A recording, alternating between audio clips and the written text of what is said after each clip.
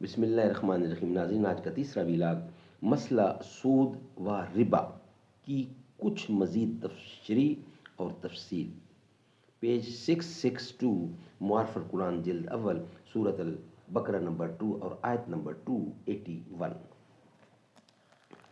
ناظرین، قرآن کریم کا ترجمہ، تشریح، تفسیر، تلاوت ہم آپ کے سامنے رکھ رہے ہیں۔ اس کتاب کا ٹائٹل ہے معارف القرآن جلد اول، سورۃ الفاتح سے لے کر سورۃ البقرہ، پارہ اول تا پارہ تیسرا، رکوع 8واں، اور رائٹر ہیں حضرت مولانا مفتی محمد شفیع صاحب عثمانی رحمۃ اللہ علیہ۔ بسم اللہ الرحمن الرحیم، الحمد للہ وکفی وسلام علی عبادہ الذین اصطفی۔ قال النبی صلی اللہ علیہ وسلم، خیرکم من تعلم القرآن وعلمہ۔ بہترین لوگ وہ ہیں جو خود بھی قرآن پڑھیں، دوسروں کو پڑھائیں، سکھائیں اور لکھائیں۔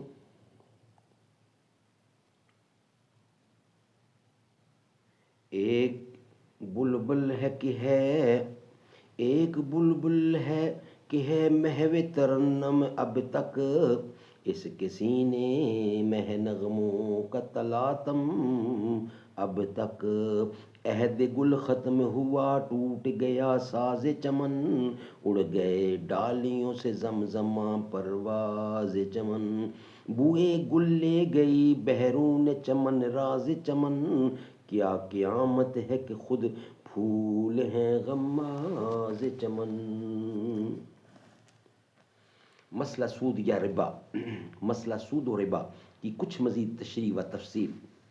آج کل ربا چونکہ عام نظام تجارت کا رکن اعظم اور عمود بن گیا ہے، اس لیے جب کتاب و سنت کی آیات و روایات میں اس کی حرمت و ممانعت سامنے آتی ہے تو عام تباہ اس کی حقیقت کو سمجھنے سمجھانے کے وقت اس کی حرمت سے ہچکچاتی ہے اور ہیلا جوئی کی طرف مائل ہوتی ہے۔ مجھے یہ عرض کرنا ہے کہ بحث کا تجزیہ کر کے اس کے ہر پہلو پر علیحدہ غور و فکر کرنا چاہیے۔ خلط ملط کرنے کا نتیجہ بحث کے الجھنے کے سوا کچھ نہیں ہوتا۔ یہاں بحث کے 3 حصے ہیں۔ اول یہ کہ قرآن و سنت میں ربا کی کیا حقیقت ہے اور وہ کن کن صورتوں پر حاوی ہے۔ نمبر 2، دوسرا یہ کہ اس ربا کی حرمت و ممانعت کس حکمت و مصلحت پر مبنی ہے۔ نمبر 3، یعنی تیسرا یہ کہ سود و ربا کتنا ہی برا صحیح لیکن آج کل کی دنیا میں وہ نظام معاشیات و تجارت کا رکن اعظم بن چکا ہے۔ اگر قرآنی آیات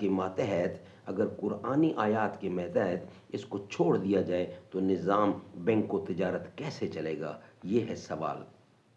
اس سوال کی مزید ہیڈنگ ہے، اصل ربا کی تعریف میں کبھی کوئی ابہام نہیں رہا، ایک مغالطے کا جواب۔ اب سنیے کہ لفظ ربا عربی زبان کا معروف لفظ ہے۔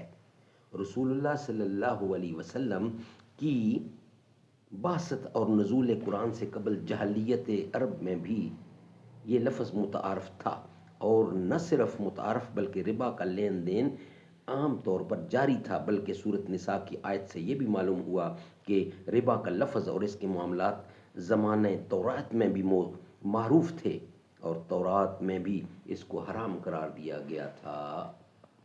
ناظرین، یہ تحریر آگے چلے گی انشاءاللہ اور اس کو ویلاگ نمبر 4 کی صورت میں بقیہ آپ کے سامنے رکھیں گے۔ اصل ربا کی تعریف میں کبھی کوئی ابہام نہیں رہا، ایک مغالطے کا جواب۔